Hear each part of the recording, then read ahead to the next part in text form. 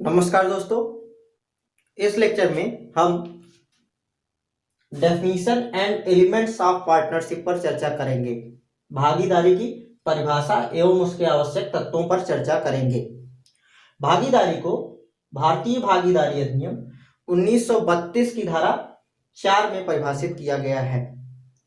भारतीय भागीदारी अधिनियम 1932 की धारा 4 भागीदार, फर्म और फर्म नाम, इन 4 शब्दों को परिभाषित करती है।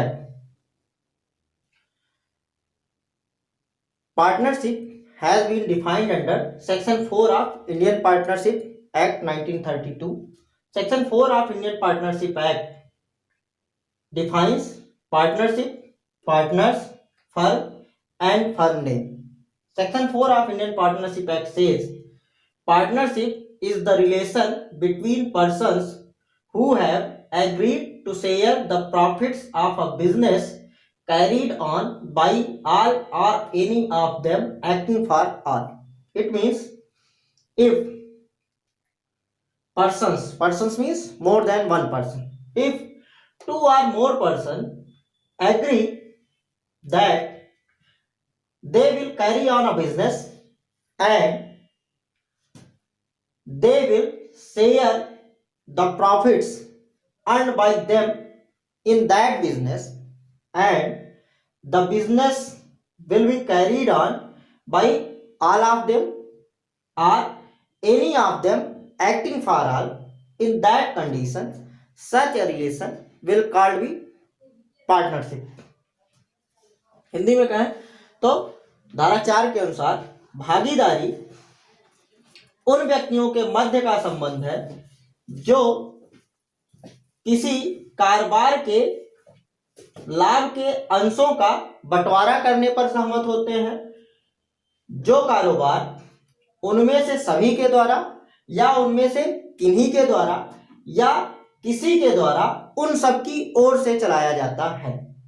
अर्थात भागीदारी के लिए जरूरी है कि 2 या 2 से अधिक व्यक्ति हों, वो कोई कारोबार करें और उस कारोबार से जो भी वो लाभ अर्जित करते हैं उस लाभ को वो आपस में बांटने के लिए सहमत हों, और ये कारोबार उन सभी के द्वारा चलाया जा सकता है या उन सभी में से किन्हीं या किसी, मतलब उनमें से कुछ के द्वारा चलाया जा सकता है, लेकिन जो भी कारोबार वो चलाएंगे वो सबकी ओर से चलाएंगे। मतलब भले ही उनमें से कुछ लोग ही उस कारोबार का संचालन करते हों, लेकिन वो जो भी कार्य करेंगे वो उन सभी के द्वारा किया हुआ माना जाएगा। क्योंकि पार्टनर्स, भागीदारों के बीच में कॉन्ट्रैक्ट ऑफ एजेंसी का रिलेशन एग्जिस्ट करता है, अभिकरण की संविदा एग्जिस्ट करती है, जिस पे हम आगे चर्चा करेंगे। तो वो व्यक्ति जो भागीदारी फर्म का कारोबार चलाते हैं उनको एक्टिव पार्टनर्स बोलते हैं, सक्रिय भागीदार बोलते हैं, और जो व्यक्ति भागीदारी फर्म के कारोबार का संचालन नहीं करते हैं, अर्थात जिन्होंने इस बात की तो संविदा की है कि वो बिजनेस में हिस्सा लेंगे मतलब उसमें कैपिटल वगैरह कंट्रीब्यूट करेंगे और प्रॉफिट में हिस्सा लेंगे, वो सभी भागीदार बन जाते हैं। जरूरी नहीं कि वो सभी उस फर्म के कारोबार का संचालन करें। मतलब अगर कोई दुकान भागीदारी द्वारा चलाई जाती है तो जरूरी नहीं कि वो सभी लोग उस दुकान पर बैठें और उस दुकान के लेन देन में हिस्सा लें। और भागीदारी के लिए जरूरी है कि वो प्रॉफिट्स में शेयर करने का कॉन्ट्रैक्ट होना चाहिए। जरूरी नहीं है कि सभी लोग लॉस में भी कंट्रीब्यूट करें। भागीदारी में कुछ व्यक्ति ऐसे भी हो सकते हैं जो इस बात का कॉन्ट्रैक्ट कर ले कि वो केवल लाभ में हिस्सा लेंगे, लेकिन वो हानि में कुछ भी कंट्रीब्यूट नहीं करेंगे, वो हानि में कोई अंशदान नहीं करेंगे। Section 4 para 2 defines partners, firm and firm name. It says persons who have entered into partnership with one another are called individually partners and collectively a firm। अर्थात वो व्यक्ति जो भागीदारी में सम्मिलित होते हैं एक दूसरे के साथ, वे व्यस्तता मतलब व्यक्तिगत तौर पर या अलग अलग भागीदार कहलाते हैं और सामूहिक तौर पर फर्म कहलाते हैं। अर्थात अगर 5 लोग किसी भागीदारी का सृजन करते हैं, 5 लोग सम्मिलित रूप से आपस में यह करार करते हैं कि वो कोई कारोबार आपस में संचालित करेंगे, मिलकर संचालित करेंगे और उसमें पूंजी का निवेश करेंगे और जो भी कुछ भी उससे लाभ होगा उसको आपस में बांट लेंगे। तो जब इन 5 लोगों की, मान लीजिए A B C D E हैं, तो जब इन 5 लोगों की हम व्यक्तिगत तौर पर बात करेंगे, मतलब अलग अलग सभी की बात करेंगे, तब हम उनको भागीदार कहेंगे, पार्टनर्स कहेंगे।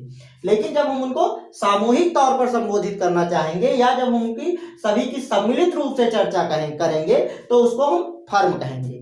मतलब इस उदाहरण में अगर हम ए बी सी डी या ई में से किसी एक को रिफर करना चाहते हैं या उन सभी को अलग अलग रिफर करना चाहते हैं, तब हम उनको भागीदार कहेंगे या पार्टनर्स कहेंगे। लेकिन जब हम A B C D E इन 5 की सम्मिलित रूप से बात करेंगे तब हम उनको फर्म कहेंगे। ठीक। And the name under which their business is carried on is called the firm name, और वह नाम जिसके अंतर्गत उनका कारोबार चलाया जाता है उसको फर्म नाम कहते हैं। It means if some persons name their business as A, B and C company, in that condition the name A, B and C company is firm name। अर्थात अगर यदि जो कारोबार वो करते हैं उसका कोई नाम रखते हैं, उन्होंने कुछ भी नाम रख दिया, उसका काका एंड कंपनी या कुछ भी नाम रख दिया, तो वह उस बिजनेस का जो नाम वो रखेंगे उसको हम फर्म नाम कहेंगे। मतलब जो भी उनके दुकान का या कोई और बिजनेस वो जो कर रहे हैं उसका जो भी वो नाम रखेंगे उसको हम फर्म नाम कहेंगे। इंडियन पार्टनरशिप एक्ट 1932 के सेक्शन 4 में दी गई परिभाषा को अगर हम एनालाइज करें तो पार्टनरशिप के एलिमेंट्स निकल के आते हैं जो इस प्रकार है। पहला एलिमेंट पार्टनरशिप का है पर्सन्स। सेक्शन 4 ये कहता है partnership is relation between persons, अर्थात यहाँ पे पर्सन शब्द प्लूरल में है, तो पार्टनरशिप के लिए आवश्यक है कि जो व्यक्ति भागीदारी का निर्माण कर रहे हैं उनकी संख्या 2 या 2 से अधिक होनी चाहिए, मिनिमम 2 पर्सन्स होने चाहिए। और ये व्यक्ति जो पार्टनरशिप का निर्माण कर रहे हैं ये नेचुरल भी हो सकते हैं, लीगल पर्सन भी हो सकते हैं। हमारी आपकी तरह नेचुरल पर्सन्स भी हो सकते हैं या कोई कंपनी वगैरह विधिक व्यक्ति भी हो सकते हैं। पार्टनरशिप भले ही वो रजिस्टर्ड हो लेकिन वो पर्सन नहीं होती, लीगल पर्सन नहीं होती है, इसलिए कोई पार्टनरशिप नई पार्टनरशिप फॉर्म नहीं कर सकती। साथ ही साथ एक हिंदू ज्वाइंट फैमिली एक लीगल पर्सन नहीं होती है, इसलिए Hindu joint family partnership constitute नहीं कर सकती। अगर हिंदू ज्वाइंट फैमिली के मेंबर्स किसी पार्टनरशिप का निर्माण करते हैं तो वे इंडिविजुअल तौर पर, व्यक्तिगत तौर पर फर्म के भागीदार बने जाएंगे। वो हिंदू ज्वाइंट फैमिली, संयुक्त हिंदू परिवार फर्म, किसी पार्टनरशिप फर्म का मेंबर या पार्टनर नहीं माना जाएगा। तो 2 और पर्सन का मतलब मिनिमम 2 पर्सन होने चाहिए, लेकिन मैक्सिमम संख्या, मैक्सिमम नंबर ऑफ पर्सन या किसी भागीदारी के लिए भागीदारों की अधिकतम संख्या क्या हो सकती है, इसके बारे में इंडियन पार्टनरशिप एक्ट 1932 कुछ नहीं कहता है। इसके बारे में प्रावधान कंपनीज एक्ट 2013 के सेक्शन 464 में दिया गया है, जो केंद्र सरकार को यह शक्ति देता है कि वो किसी भागीदारी में सम्मिलित होने वाले अधिकतम व्यक्तियों की संख्या को सुनिश्चित कर सकती है, लेकिन यह संख्या 100 से अधिक नहीं हो सकती है। तो सेक्शन 464 में दी गई अपनी शक्ति का प्रयोग करते हुए जो संख्या सेंट्रल गवर्नमेंट ने निर्धारित की है वो है 50 पर्सन्स मैक्सिमम। मतलब अभी वर्तमान समय में किसी भागीदारी में अधिकतम भागीदारों की संख्या 50 हो सकती है। और ये प्रावधान है कहाँ पे, ये कंपनीज मिसलेनियस रूल्स 2014 के रूल 4 में दिया गया है। If we analyze section 4 of Indian Partnership Act 1934, we may discard these elements of partnership. First element of partnership is persons. For the creation of a partnership, minimum number of persons required is 2 persons. The word persons is in plural. It means for the creation of a partnership, the minimum number which is required is These persons may be natural persons as well as legal persons. A partnership firm is not a legal person, therefore it cannot form a partnership. In like manner, Hindu joint family is not a legal person, therefore a Hindu joint family cannot enter into a partnership. If the members of a Hindu joint family enter into partnership, they will be partners in a firm on their individual basis. The Hindu joint family shall not be the partner of that firm. Indian Partnership Act 1932 doesn't deal with the maximum number of persons who may form a partnership. In this regard, provision has been made under Section 464 of Companies Act 2013. Companies Act 2013, Section 464 empowers the central government to prescribe the maximum number of persons in a partnership firm, but this number cannot be more than 100. In Companies Miscellaneous Rules 2014, under Rule 10, central government has prescribed this number up to 50 maximum. As of now, at present, the maximum persons who may form a partnership is 50. भागीदारी का दूसरा आवश्यक तत्व है करार। भागीदारी अधिनियम की धारा 5 ये कहती है कि भागीदारी के संबंध का सृजन संविदा द्वारा होता है, ना कि पारिस्थिति द्वारा। अर्थात भागीदारी के सृजन के लिए पक्षकारों के मध्य संविदा का होना आवश्यक है। किसी पारिस्थिति के कारण कोई व्यक्ति भागीदारी का सदस्य नहीं बन सकता है। भागीदारी का सदस्य बनने के लिए यह आवश्यक है कि वो संविदा करे। तो general provisions of Indian contract act 1872, भारतीय संविदा अधिनियम 1872 के जो जनरल प्रोविजंस हैं वो इंडियन पार्टनरशिप एक्ट के भी मामले में लागू होते हैं। तो इस तरीके से एक एग्रीमेंट के लिए जो भी इसेंशियल एलिमेंट्स भारतीय संविदा अधिनियम 1872 में बताए गए हैं वो सभी यहाँ पर मौजूद होने आवश्यक हैं। ये भागीदारी का करार जैसा कि section 9 of Indian contract act 1872 में कहा गया है कि वो एक्सप्रेस भी हो सकता है और इम्प्लाइड भी हो सकता है। अर्थात भागीदारों के मध्य अभिव्यक्त करार के भी माध्यम से भागीदारी का सृजन हो सकता है और उनके मध्य एक विवक्षित संविदा द्वारा भी भागीदारी का निर्माण हो सकता है। The second element required for the creation of a partnership is agreement.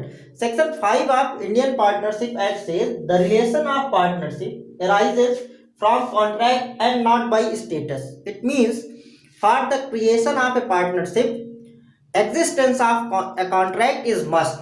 A partnership cannot be created by status.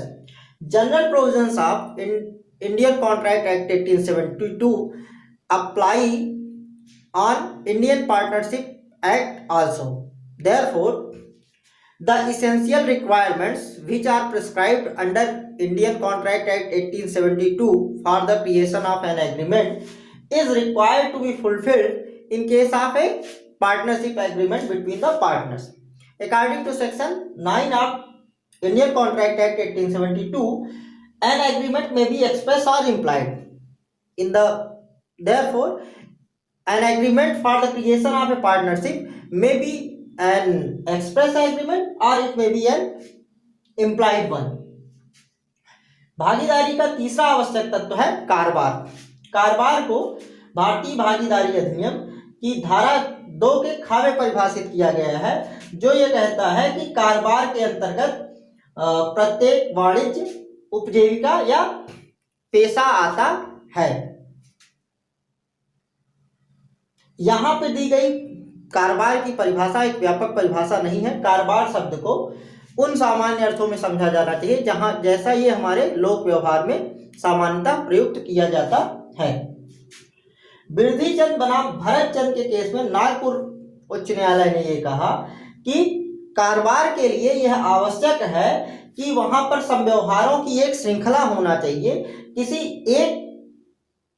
किसी एक समव्यवहार से कारोबार का निर्माण नहीं हो जाता है। अगर हम इसको उदाहरण द्वारा समझना चाहें तो हम कह सकते हैं कि अगर दो या अधिक व्यक्ति मिलकर कोई एक सामान एक बार खरीदते हैं और उसको आपस में बांट लेते हैं, तो अगर इस कारोबार से उनको इस संव्यवहार से उनको फायदा हो भी जाता है तो भी इसको कारोबार नहीं कहेंगे। इसको कारोबार हम तभी कहेंगे जब वो खरीदने बेचने के कार्यों की एक श्रृंखला का निर्माण करेंगे, मतलब जब वो लगातार किसी सामान को खरीदेंगे बेचेंगे और उससे लाभ अर्जित करेंगे, तब हम उसको कारोबार कहेंगे।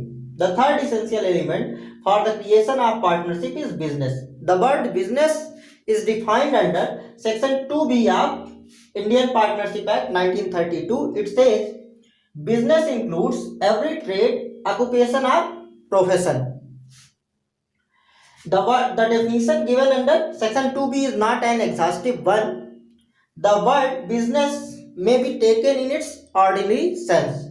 In the case of Virdhi Chand versus Bharat Chand, Nagpur High Court observed that for the creation of a partnership for the business, there must be a series of transactions.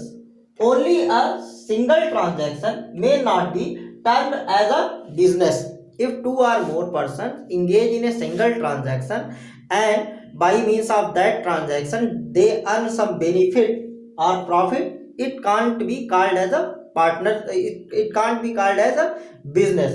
For the creation of a business, it is required that there should be a repeated activity of transactions. If we take an example, we may say that if two or more persons buy some goods and